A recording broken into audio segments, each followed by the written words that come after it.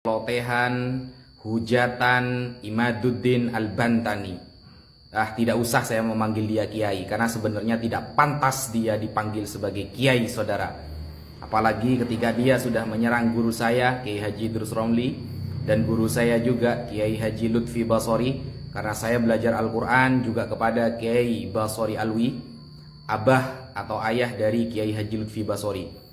Hujatan yang sangat dahsyat yang diungkapkan dengan tidak ilmiah. Kita dengarkan dulu celotehan atau apa namanya ya, dongeng Imaduddin Al-Bantani.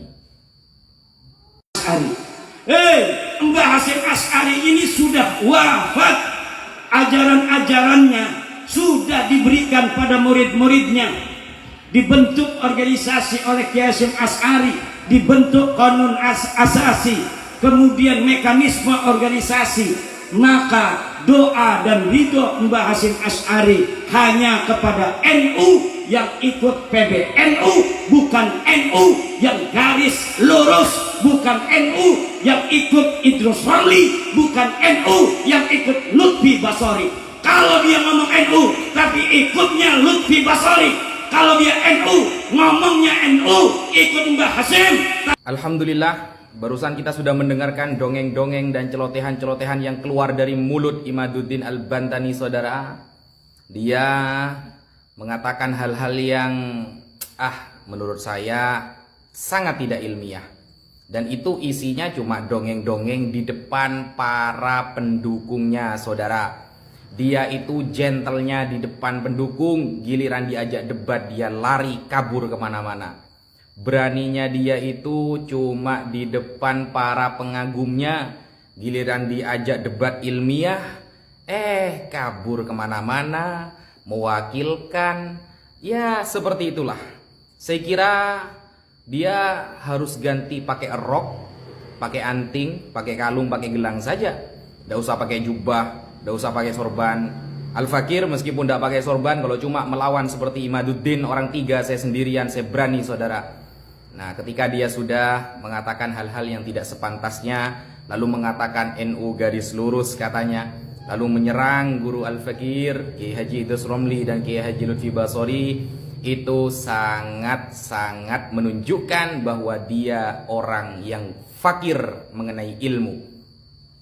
Nah, nggak pantas dipanggil kiai itu, bukan kiai itu, pendongeng. Dia itu pendongeng. Kalau berani, ayo debat. Kalau berani, sampai mana nyali kamu itu, sampai mana, gitu loh. Nah, kemudian dia mengatakan bahwa Kiai Haji Idrus Romli itu bukan NU, tidak NU katanya, karena menyerang NU. Bro, kita kalau mau melihat karya-karya Kiai Haji Hasyim Asy'ari, saya kasih satu contoh. Kitab Risalah Ahlussunnah wal Jamaah. Di sana Kiai Hasyim Asy'ari menyerang habis-habisan pemikiran Wahabi Salafi. Dan kita lihat selama ini yang ada di depan menyerang, menjawab syubhat dari kaum-kaum Wahabi yang suka mengkafir-kafirkan, suka membid'ah-bid'ahkan amaliyah Nahdlatul Ulama. Yang paling di depan adalah Kiai Haji Idrus Romli, bukan Anda, saudara. Yang ada di depan ketika ada orang-orang Syiah menyampaikan syubhatnya, yang ada di depan adalah Kiai Haji Idrus Romli, bukan Imaduddin, saudara. Kita buktikan kemarin waktu debat nasab yang mengikuti pendapat Google yang literasinya ditulis oleh ulama-ulama Wahabi itu siapa? Imaduddin.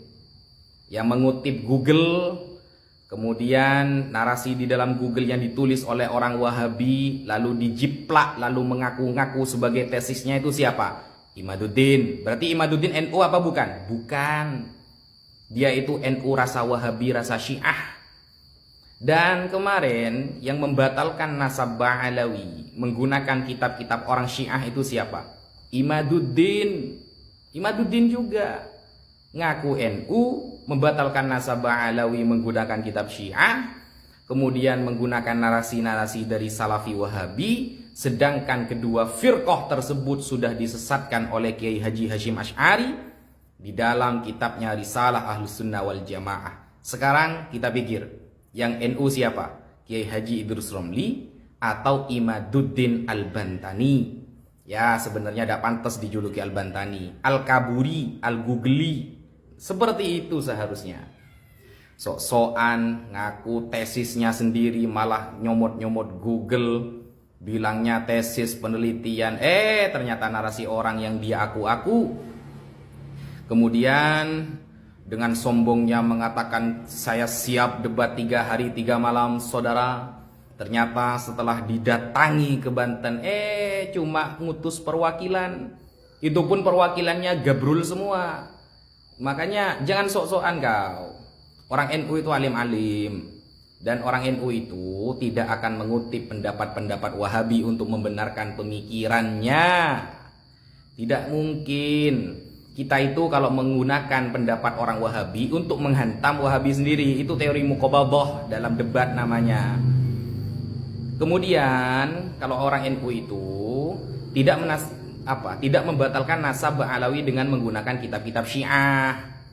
Kita itu pakainya Syekh Murtadho Az-Zabidi, As-Samarqandi, Al-Hafidh As-Sakhawi, dan lain sebagainya, Imam Ibnu Hajar Al-Haytami, dan sebagainya. Ulama Ahlus Sunnah yang kita pakai. Ya kamu kitabnya orang-orang Syiah semua.